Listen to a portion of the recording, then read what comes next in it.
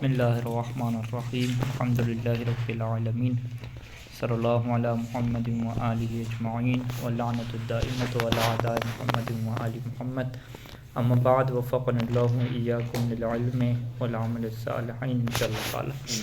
ہماری گفتگو یہاں تک پہنچی تھی، عبارت یہاں پہ ہے کہ واشترطت فی الطلب ان یکون بالفعل احترازا من نقل قولک نزال فنکرمک۔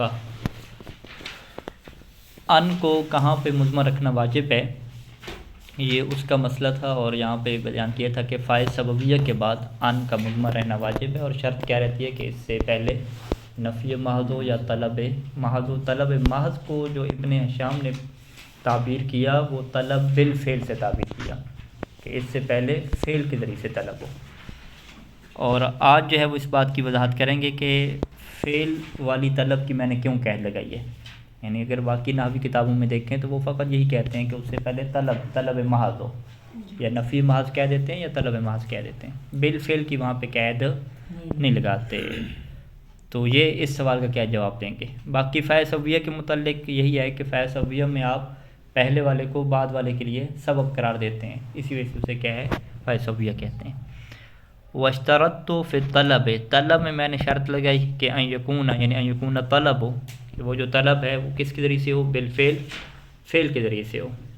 اچھا آپ کیا کہیں گے بھی فعل کے ذریعے، فعل کے بغیر بھی کوئی طلب ہوتی ہے؟ ہم کہتے ہیں ہاں بالکل، اسم فعل، اسم فعل جو ہے وہ اسم فعل امر جو ہے اس کے ذریعے سے بھی طلب ہوتی ہے، جیسے سہ اور ماہ کی مثالیں ہیں، سہ خاموش ہو جاؤ، ماہ رک جاؤ، یا نزالے اور دراکے کی مثالیں ہیں۔ تو یہ سارے اسماء افعال ہیں، اسماء افعال ہیں اور طلب کے اوپر دلالت کرتے ہیں، تو لہذا ابن شام ان کو خارج کریں گے۔ تو انہوں نے کہا کہ میں نے طلب میں یہ شرط لگائی کہ فعل کے ساتھ، تو یہ شرط کیوں لگائی ہے؟ احترازا من قولک، کہ یہ آپ کے اس قول سے بچنے کے لیے۔ کون سا قول جی؟ نزال طلب آ گئی، فا کیا ہے فاعل سببیہ آ گئی، اور آگے کیا کہا اس نے؟ نکرمہ کا نہیں کہا بلکہ نکرمو کا کہا۔ یہ نکرمو کا کیوں کہا نزال فنکرمو کا؟ کیونکہ یہاں پہ فاعل سببیہ تو ہے لیکن اس سے ما قبل طلب بالفعل نہیں ہے، طلب باسم الفعل ہے۔ تو یہ شرط ختم ہوگی، جب شرط ختم ہوگی تو یہاں پہ ان مضمرہ نہیں رہے گا، ان مضمرہ نہیں رہے گا تو کوئی ہمارے پاس ناصب اور جازم کچھ بھی نہیں ہوگا، پھر سیدھا اس کو کیا پڑھیں گے؟ مرفوع پڑھیں گے، فعل ناصب اور جازم سے خالی ہے۔ صح فنحدثک، یہ بھی ایسی پڑھیں گے، صح فنحدثک خلافا للکسائی، جبکہ یہ بات جو ہے وہ کسائی کے برخلاف ہے، یعنی کسائی یہاں پہ فنکرمہ کا ہی پڑھے گا، فنحدث کا ہی پڑھے گا۔ فی اجازت ذالک مطلقاً، اس نے اس بات کی مطلقاً اجازت دی ہے کہ آپ ان کو مضمر رکھیں، بس اس سے پہلے طلب ہو۔ مطلقاً کیا مطلب، کیا تفسیر کریں گے کہ چاہے وہ طلب فعل کے، ہاں لفظاً فعل طلب ہو یا کیونکہ چاہے طلب فعل کے ساتھ ہو یا اسم کے ساتھ ہو، یعنی کسائی نے اس بات کی اجازت دی ہے کہ آپ فعل کو منصوب کر دیں ان مضمر کے ذریعے سے، اس سے پہلے طلب ہونی چاہیے، بس مطلقاً طلب ہو، چاہے وہ طلب فعل کے ذریعے سے ہو، طلب اسم فعل کے ذریعے سے ہو۔ یہ جو کہا ہے کہ جواب اسم فعل، یہ اس کا پھر جواب کیسے بنے گا؟ حالانکہ جزا پہلے شرط ہوتی ہے، اس کا جواب ہوتا ہے، پھر اس میں فعل کا جواب کیسے بن رہا ہے؟ یعنی فنکرمہ سان فنحدثک کا، یہ جو صاحب کا جواب بن رہا ہے۔ نہیں وہ جو شرط جواب کی بحث ہے نا وہ اور ہے، یہاں پہ شرط وغیرہ تو نہیں لگا رہے ہیں کہ یہ شرط ہے اور یہ جواب۔ طلب کیسے بنا؟ سا تو ہو گیا، اس میں فعل ہو گیا نا، سا تم رک جاؤ، خاموش ہو جاؤ، تم خاموش ہو جاؤ۔ سا جیسے کہ اضرب تم مارو، ادرس تم مارو، کیا ہے پڑھو، ٹھیک ہے تم پڑھو اور ہم چاہتے ہیں ہم چلے جاتے ہیں، یوں کر کے ادرس فنذهب، ٹھیک ہے ادرس فنذهبو، یہاں پہ فنذهب کہیں گے، نذهبو کہیں گے۔ تو یہاں پہ یوں سوال آئے گا کہ اگر ہم اس کو شرط بنائیں، یعنی پہلے والا شرط ہے اور دوسری اس کی جزا ہے، پھر تو جو فا کے بعد آئے گا نا وہ مجزوم ہو جائے گا نا، کیونکہ جزا کیا ہوتی ہے؟ مجزوم ہوتی ہے۔ اس کی بحث ابھی آئے گی، ابھی ہم کس کی بحث پڑھ رہے ہیں؟ ناصب کی، جازم کی بحث ابھی نہیں شروع ہوئی نا، ابھی تک نواسب کی بحث شروع ہوئی، ٹھیک ہے، اور آخری ناصب میں سے ان ہے، ابھی تک ان میں ہم پھنسے ہوئے ہیں نا، ٹھیک ہے، یہ نواسب کی بات ختم ہوگی تو پھر جوازم کی بحث شروع ہوگی، تو وہاں پہ یہ پھر چیز آئے گی تفصیل سے۔ اچھا، مطلقاً کی ایک تفسیر ہم نے یہ کی کہ طلب بالفعل ہو یا طلب کیا ہو جی، بے اسم الفعل ہو۔ اس کے ساتھ ساتھ ایک اور تفسیر بھی آئے گی، ٹھیک ہے، جس کو اگلی جو عبارت ہے وہ واضح کرے گی۔ وہ کیا تفصیل ہے کہ یہ جو طلب بے اسم الفعل ہے، اسم فعل والی طلب ہے، یہ بھی مطلقاً ہو۔ یہ مطلقاً کیسے ہوتی ہے؟ یہ ایسی ہوتی ہے کہ چاہے وہ اسم فعل ایسا ہو کہ جس میں فعل کے حروف اور فعل کے حروف موجود ہوں، یوں کہہ دیں، یا وہ اسم فعل ایسا ہو کہ جس میں فعل کے حروف موجود نہ ہوں۔ یہ ابن ہشام کی تعبیر ہے۔ اس کو کچھ الفاظ میں یوں بیان کیا جاتا ہے کہ چاہے وہ اسم فعل قیاسی ہو، ٹھیک ہے، اسم فعل امر قیاسی ہو یا اسم فعل امر سماعی ہو۔ اس میں فعل امر قیاسی کون سا ہوتا ہے کہ جس کا یہ قانون ہے کہ وہ فعل سے بنتا ہے اور فعالے کے وزن پہ آتا ہے۔ جیسے کوئی کہے کہ جی ضربہ سے آپ فعل امر بنائیں تو آپ اضرب بنائیں گے، اب وہ کہے کہ نہیں جی آپ ضربہ سے اسم فعل امر بنائیں تو آپ سیدھا سیدھا اس کو فعالے کے وزن پہ لے جائیں گے، ضرابے، ٹھیک ہے جی۔ اس نے کہا دارک یدرک سے فعل امر بنائے تو ادرک بنائیں گے، ٹھیک ہے، اب یدرک ہی ہے تو ادرک ہی بنے گا اگر فرض کریں۔ اور نازل ینزل سے اس نے کیا بنایا، انزل بنایا، لیکن اس نے کہا کہ آپ اس کا اسم فعل بنائیں اور اس میں فعل بھی کیا ہو، قیاسی ہو، ٹھیک ہے، یعنی آپ خود بنائیں تو آپ دراکے بنا لیں گے، اس کا کیا بنا لیں گے، نزالے بنا لیں گے۔ تو اس اسم فعل کو کیا کہتے ہیں کہ یہ وہ اسم فعل ہوتا ہے کہ جس کا باقاعدہ ایک فعل موجود ہے، اس فعل کا مضارع چل رہا ہے، ماضی چل رہا ہے، فعل امر اس کا ہے، لیکن ادھر سے آپ نے ایک قانون اپنایا، فعالے کے وزن پہ بنا کے اسم فعل امر بھی کیسے بنا دیا جو کہ مبنی علی الکسر ہے، آخر پہ کیا کرنا ہوتا ہے، کسرہ دینا ہوتا ہے، مبنی علی الکسر۔ جبکہ اس کے مقابلے میں ایک اسم فعل وہ ہے کہ جو آپ خود نہیں بناتے، ٹھیک ہے، وہ آپ عربی میں تلاش کرتے ہیں کہ قدیم عربی زبانوں میں کہاں کہاں پہ وہ اس اسم کو فعل کے معنی میں، فعل امر کے معنی میں استعمال کیا گیا۔ اس کی مثال کے طور پر یہ دو مشہور مثالیں ہیں سہ اور ماہ کی، یعنی سہ اور ماہ کی جو مثالیں ہیں، اب آپ اس کو لغت میں دیکھیں گے جی اس کا فعل ماضی کیا بنتا ہے، اس کا فعل مضارع کیا بنتا ہے، تو وہ آپ کو نہیں ملے گا، ٹھیک ہے۔ سہ کا مثلا کیا آپ کہیں گے، بھی سہ کہیں گے کہ سابہ ہونا چاہیے، سہ تھا پھر الف گر گئی درمیان سے سہ بن گیا، وہ سابہ میں دیکھیں گے وہ بھی آپ کو نہیں ملے گا، ٹھیک ہے۔ سہ سیدھے سیدھے کہاں پہ دیکھیں گے عربی میں، القاموس میں صاد اور ہا میں دیکھیں گے، ٹھیک ہے، ساوا یا سایہ میں تو نہیں دیکھیں گے، ٹھیک ہے۔ وہ ساوا سایہ میں آپ کیوں نہیں دیکھ رہے، کیونکہ وہ ہے نہیں، اس کا فعل ہے ہی نہیں، اس کا فعل اس کے حروف ہی نہیں، سیدھا سیدھا ٹرک بنا ہوا ساوا، ٹھیک ہے۔ اگر یہ اس کا فعل ہوتا اپنا تو پھر آپ یوں آپ اندازہ لگاتے کہ ظاہری بات ہے اگر آپ کو دو لگ رہے ہیں تو تیسرا گرا ہوگا نا حرف، اور عام طور پہ جو تیسرا حرف گرتا ہے حروف علت میں سے ہوتا ہے، اور حروف علت واو اور الف اور یا ہوتے ہیں، تو الف تو ہوتی نہیں ہے اصل میں، تو واو اور یا ہی ہوتے ہیں، پھر آپ اس کو یا ساوا میں دیکھتے یا سہاوا میں دیکھتے یا سہایا میں دیکھتے، کہیں پہ حروف علت یا درمیان میں لگاتے یا آخر پہ لگا کے، یوں کر کے آپ چیک کرتے ہیں، ٹھیک ہے جی۔ تو آپ کیا کہیں گے، وہ چیک پرانا زمانہ تھا چیک کرنے والا، ابھی اپلیکیشن آ گئی، سیدھا ہم لفظ لکھیں گے آ جائے گا، ٹھیک ہے۔ تو ہم کہیں گے چلیں آپ اگر پرانے زمانے پہ چلنا چاہتے ہیں اور صحیح آپ معلومات لینا چاہتے ہیں کہ بنا کہاں سے ہے، تو پھر وہاں پہ آپ کیا جواب دیں گے، آپ کہیں گے بھائی کسی فعل سے نہیں بنا، یہ اس کی مستقل حیثیت ہے اور اسے اسم فعل امر سماعی کہتے ہیں، ٹھیک ہے۔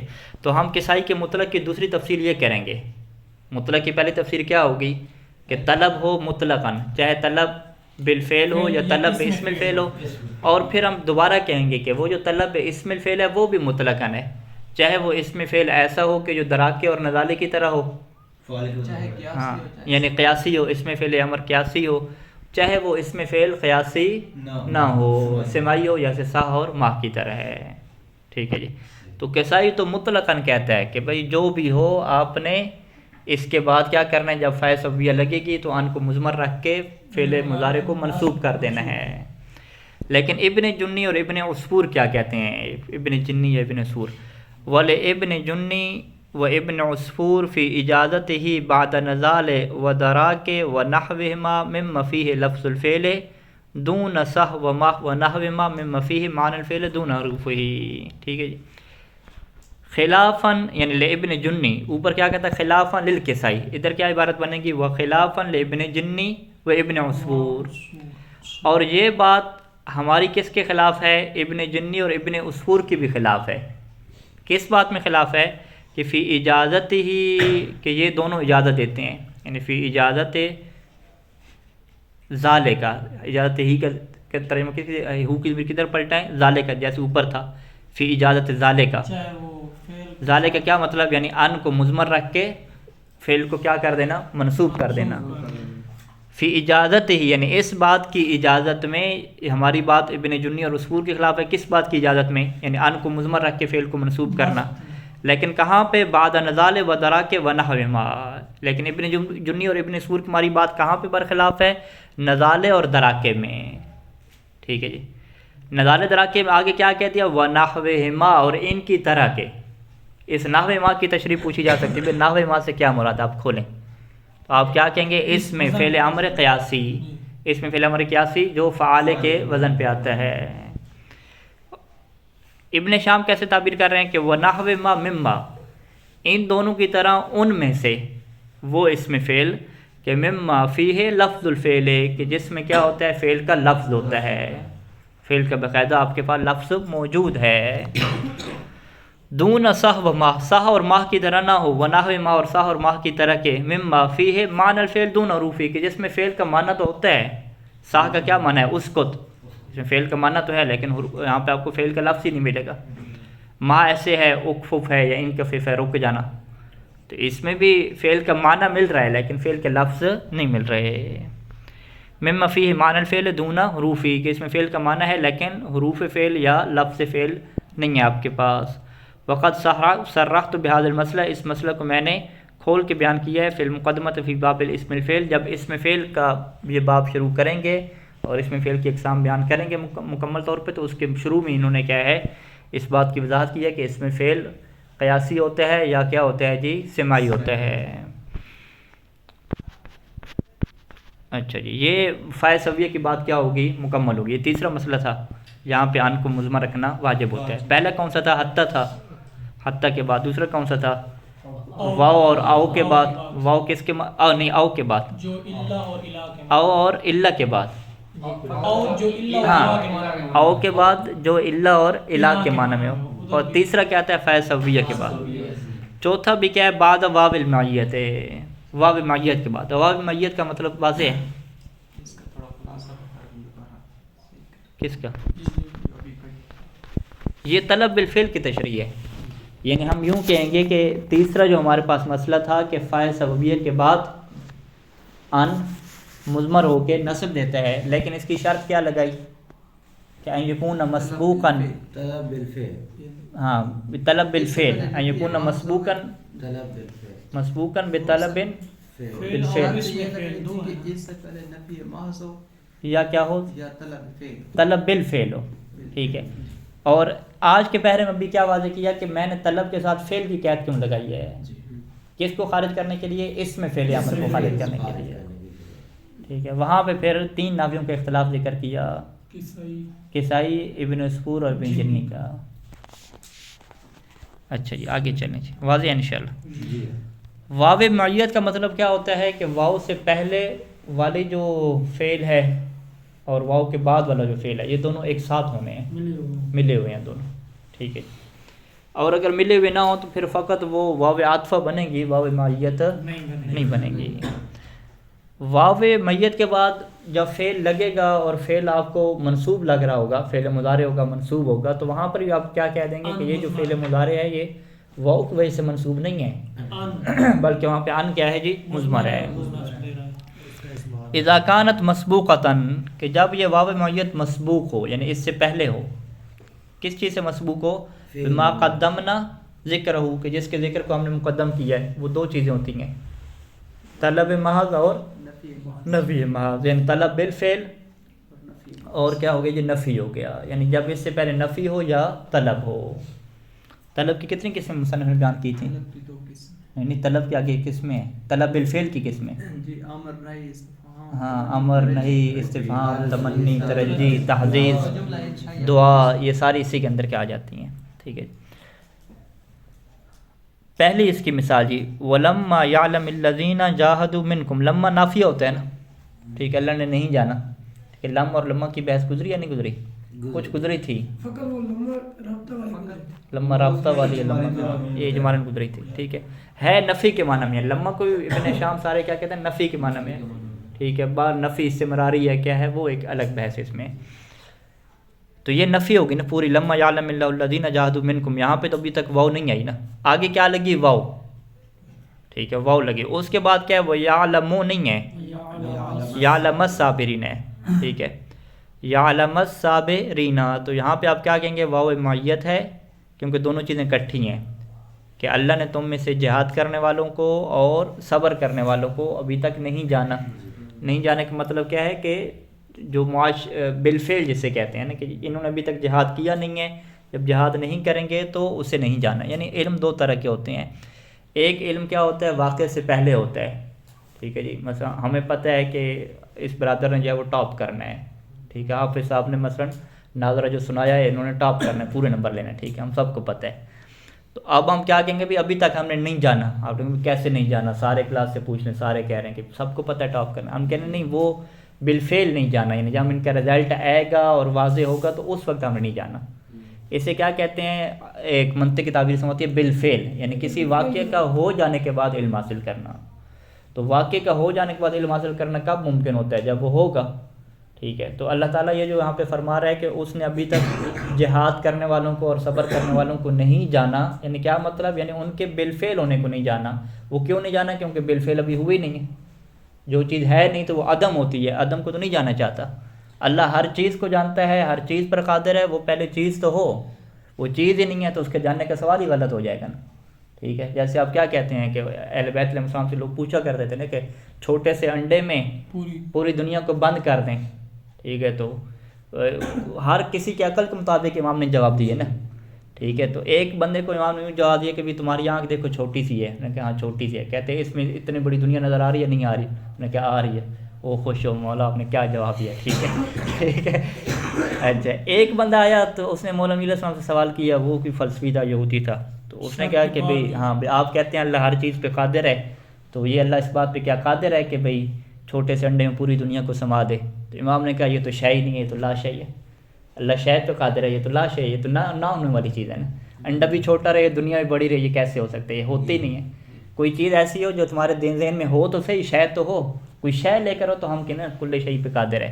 تو اس کا مطلب کیا ہے کہ انہوں نے ابھی صبر کیا نہیں ہے بالفعل جب صبر نہیں کیا تو وہ شے نہیں بنے گی، جب وہ واقع نہیں بنے گی تو علم کس چیز کا، ٹھیک ہے واضح ہے. تو یہ ہر کسی کے عقل کے مطابق جواب تھا، ٹھیک ہے. تو یہ جواب آپ آپس میں غور و فکر کریں گے تو آپ کو سمجھ آئے گا، عوام کو دیں گے ان کو نہیں سمجھ آئے گا. اہل بیت اللہ تو ہر چیز کو جانتا ہے، ان کو آنکھ پر ہی مثال دیں گے، وہ خوش ہو جائے گی، ٹھیک ہے، ادھر نعرے لگ جائیں گے، ٹھیک ہے. تو اسی طریقے سے اہل بیت کی جتنی بھی عقائدی حدیثیں ہیں باقی حدیثیں آپ کو مختلف جواب ملتے ہیں، مختلف لوگوں کو مختلف جواب، وہ ہر کسی کی ذہنیت کے ہر مجمع کے مطابق، ہر ذہنیت کے مطابق ایسے ہی، ٹھیک ہے.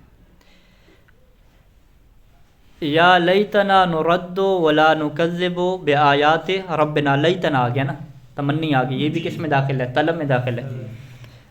تو پہلی مثال نفی کی دے دی، دوسری مثال کس کی دے رہے ہیں؟ طلب کی دے رہی ہیں. وَنَكُونَ مِنَ الْمُؤْمِنِينَ، وَنَكُونَ یہ واو معیت ہے کہ دو چیزوں کی جو ہے وہ کٹھی تمنا ہے نا کہ ہم ہاں احسن تو یہاں پر بھی ہے، وَلَا نُكَذِّبَ بھی ہے، وَنَكُونَ بھی ہے. پہلا شاید مثال یا لیتنا نرد ولا نکذب، یہ کس کا شاید مثال بنے گا کہ یہ مسبوق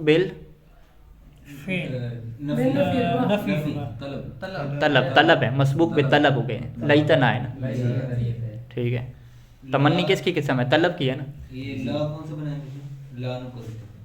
یہ تو لا نافیہ ہو جائے گا نا، کیونکہ واو کے بعد آ رہا ہے. واو سے پہلے دیکھیں نا، یا لیتنا طلب، یہ جو ولا نکذب یہ لا نافیہ ہے، ٹھیک ہے، یہ تو عمل نہیں کرتا نا. ولا نکذب بآیات ربنا ونکون، یہاں پہ پھر شاید مثال ہے کہ یہ ونکون کیوں پڑھا جی؟ یہ مسبوق کون سا ہے؟ سر یہ لا نکذب، لا کی وجہ سے نکذب منصوب نہ ہو، واو کی وجہ سے واو کے بعد ان مضمر ہے کیونکہ واو سے پہلے یہ دوسرا لا نکذب جو نہیں ہوتا ہے وہ ہے، نہیں وہ لا تو نصب دیتے نہیں ہے، ناصب لا تو ہے ہی نہیں. دوسرا لا ہے جنس، لا نفی جنس نصب اصل ہے اسم کو اصل دیتے میں ہیں پورا فعل مضارع ہے نا اور سب نفی والا فعل مضارع ہے لا یہ مضارع ہے جو نہیں وہ آغا صاحب یہ کہہ رہے ہیں کہ لائے نفی جنس آپ بنائیں اور لائے نفی جنس فعل کو نصب دے، تو ایسا نہیں ہوتا نا، لائے نفی جنس اسم کو دیتا ہے نا نصب، ٹھیک ہے، یعنی فعل مضارع کو نصب دینے والے یہ چار ہی ہیں بس، لائے نفی جنس اس میں آئے ہی نہیں ہے نا، ٹھیک ہے جی، یہ لا نافی ہوگی، لائے نافی ہے، یہ نافی ہے، یعنی یہ جو ہماری پہلی آیت کا ٹکڑا بنے گا نا یہ اس کی مثال بنے گا، طلب والی تو یہ مسبوق پہ طلب ہے، جی، اور جو دوسرا ٹکڑا ہے نا وَنَكُونَ مِنَ الْمُؤْمِنِينَ، یہ آیات یہ جو ٹکڑا ہے یہ مسبوق بے دعا ہے، دعا دعا ہے یہ طلب ہی ہے، لا نکذب دعا ہے، کیا کہہ رہے ہیں یہ لا نکذب بآیات ربنا، ہم اپنے رب کی آیات کاش ہمیں پلٹایا جائے تاکہ ہم رب کی آیات کا انکار نہ کریں اور مومنوں میں سے ہو جائیں. ولا نکذب، یعنی ہم اپنے رب کی آیات کا انکار نہ کرتے، تمنا بھی کہہ سکتے ہیں، نفی بھی کہہ سکتے ہیں نا، ٹھیک ہے جی، طلب نہیں ہے نہ ترک نہیں، طلب تھا ایسا، کس سے طلب کر رہے ہیں؟ اللہ سے، طلب کرنے اوپر یعنی سیدھے سیدھے یا لیتنا نرد، تمنا ہوگی کاش کہ ہم لوگوں کو پلٹایا جائے، کاش کہ ہمیں واپس پلٹا دیا جاتا، اس کے بعد لا نکذب کہا، ٹھیک ہے جی، ہم تکذیب نہ کرتے. پھر ہمیں جب پلٹایا جاتا تو ہم وہاں پہ کیا ہے تکذیب نہ کرتے، یہ تمنا ہوگی. وَنَكُونَ کو کیوں پڑھا؟ ہم کہیں گے کہ اگر اس سے پہلے فقط لا نکذب کو دیکھیں تو یہ مسبوق بے نفی ہو جائے گا، پورے جملے کو دیکھیں اگر پوری جو بات ہو رہی ہے تو پھر مسبوق بے تمنا ہو جائے گا، مسبوق بے تمنی. فی قراءت حمزہ و ابن عامر و حفص، یہ تینوں قراءتیں ہیں جو ابھی ہمارے پاس ہے قراءت حفص، اس کے مطابق بھی یہی ہے، ٹھیک ہے جی. وقال الشاعر الم اکو جارکم و یکون، یکون نہیں پڑھا، و یکون بینی و بینکم مدت و لقاء، الم اکو جارکم، یہ کس کی مثال ہے؟ الم اکو استفہام کی ہے، استفہام کس میں داخل ہے؟ طلب میں، ٹھیک ہے. اکو اصل میں کیا ہے؟ اکونو ہے نا، اکونو کی شارٹ فارم کیا ہے؟ اکو ہے، ٹھیک ہے. کیا میں تمہارا پڑوسی نہیں تھا؟ و یکون، ٹھیک ہے، و یکون یہ منصوب ہو گیا، واو معیت، یعنی پڑوسی نہیں تھا، یہ واو معیت، دو کام اکٹھے تھے، یعنی کیا میں تمہارا پڑوسی نہیں تھا اور ہمارے اور تمہارے درمیان کیا ہے وہ بھائی چارہ، مودت اور اخاء، بھائی چارہ اور محبت وغیرہ تھی یا نہیں تھی؟ تھی یا نہیں. دوسرا کیا کہہ رہا ہے کہ لا تنہا عن خلق وتأتیہ مثلہ ہوا ہے، ٹھیک ہے. لا تنہا عن خلق کیا ہو گیا؟ نہیں ہو گیا نا، کہ خلق کسے کہتے ہیں؟ خلق اخلاق، صفات، کوئی بھی خصلت ہو اچھی یا بری ہو اسے کہتے ہیں خلق کہتے ہیں. حسن خلق جب آپ کہتے ہیں تو وہ اچھی صفت ہو جاتی ہے، ٹھیک ہے. بد خلقی کہتے ہیں، یہ اردو میں سمجھتے ہیں، تو بری صفت. یعنی لا تنہا عن خلق، یعنی کسی خصلت سے نہ روکو، تو ظاہری بات ہے بری چیز ہوگی، یعنی کسی بری صفت سے نہ روکو. وتأتیہ مثل واو معیت ہے، یعنی اس کے ساتھ ساتھ کیا ہو کہ تم خود بھی اسے کیا انجام دے رہے ہو، دونوں کام اکٹھے، کہ روک بھی رہے ہو اور ساتھ انجام بھی دے رہے ہو، ٹھیک ہے. آپ کہہ رہے ہیں سگریٹ نہ پیو اور خود کیا ہے پی بھی رہے ہیں، ٹھیک ہے، دونوں ہو جائے، اکٹھا ہو جائے.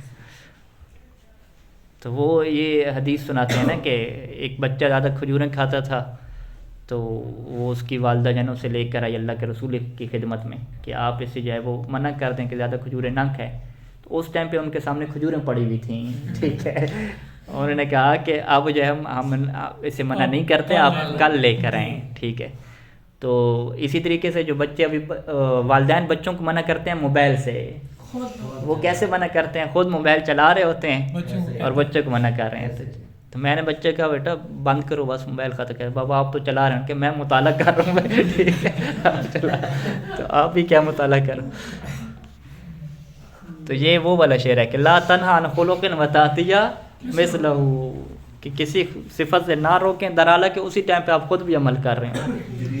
ہاں، جس طرح مدرسے میں جو بڑے سینئر ہوتے ہیں وہ چھوٹوں کو روکتے ہیں نا قانون سے، اور سب قانون ہے خلاف ورزی نہ کریں، خود وہ اس کی کیا کر رہے ہوتے ہیں اسی ٹائم پہ خلاف ورزی کر رہے ہوتے ہیں.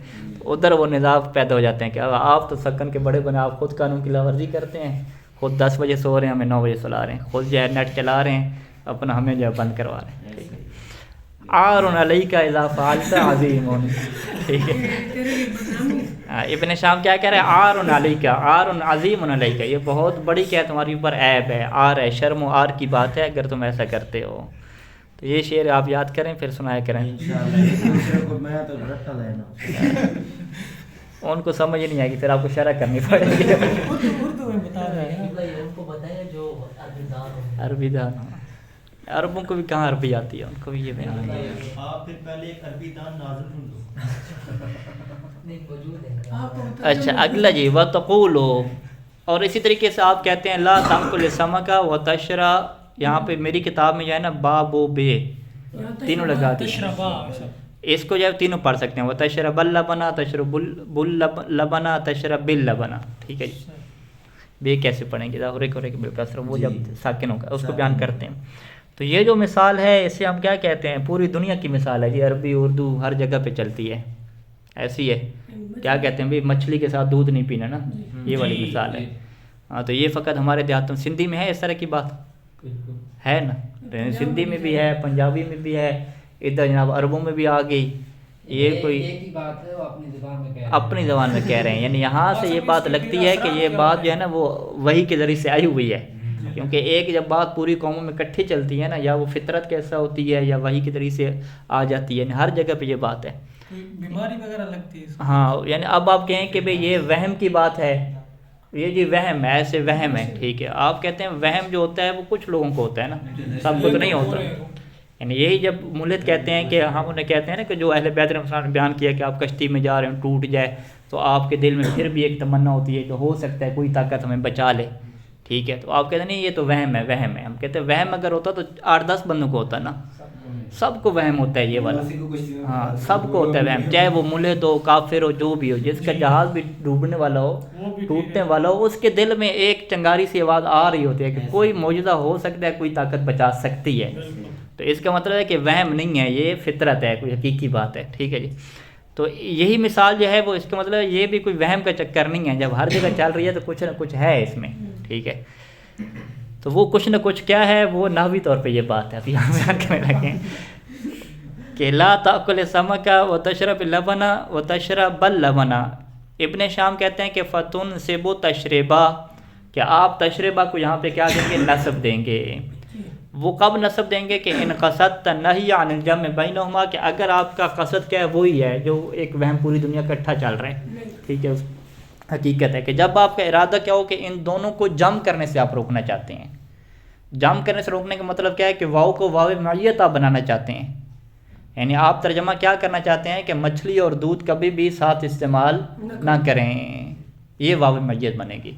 تو لہٰذا اگر آپ واو معیت بنائیں گے، اور یہ واو معیت کی مثال دی جاتی ہے علم نحو میں، تو پھر آپ تشربا کیا ہے پڑھیں گے، کیونکہ شرائط پوری ہو جائیں گی نا، واو معیت بھی بن جائے گی اور مسبوق کیا ہو جائے گی، نہیں ہو جائے گی، مسبوق بھی طلب ہو جائے گی۔ اور اگر جناب علی آپ واو جم نہیں بناتے، واو عاطفہ بناتے ہیں، تو پھر 2 معنی ہو سکتے ہیں۔ پہلا کیا ہے کہ وہ تجزم، آپ تشریب کو کیا مجزوم کر دیں، ٹھیک ہے جی، تجزب کو کیا ہے مجزوم کر دیں۔ مجزوم کیسے، ان قصدت النہی عن کل واحد منہما، کہ اگر آپ کا مقصد کیا ہے کہ آپ دونوں سے روکنا چاہتے ہیں، یعنی ایک بندے کو آپ کہنا چاہتے ہیں کہ بھائی آپ نے دودھ نہیں پینا کبھی بھی، ٹھیک ہے، چاہے اکیلے پیو جیسے بھی ہے، مچھلی کے ساتھ پیو، دودھ نہیں پینا، اور اسے آپ نے منع کر دیا کہ مچھلی بھی نہیں کھانی، یعنی اس کو پابندی ہے، بیماری ایسی ہے کہ ہاں دودھ بھی نہیں پینا، مچھلی بھی، ایک ٹائم پہ نہیں، جم مراد نہیں ہے یہاں پہ، عن کل واحد منہما، کل منہما یعنی اے لا تأکل السمک، کہ آپ نے جو ہے وہ مچھلی بھی نہیں کھانی، اور ولا تشرب اللبن، اور دودھ بھی نہیں پینا۔ تو اس کو کیا کہتے ہیں، آپ کسرہ لگا دیں گے کیونکہ جزم ہے اور التقاء ساکنین ہو رہی ہے، تو ان کو ملانے کے لیے ظاہر کا حرے کا بالکسر کا قانون جاری ہوگا، تو لا تشربی ہو جائے گا۔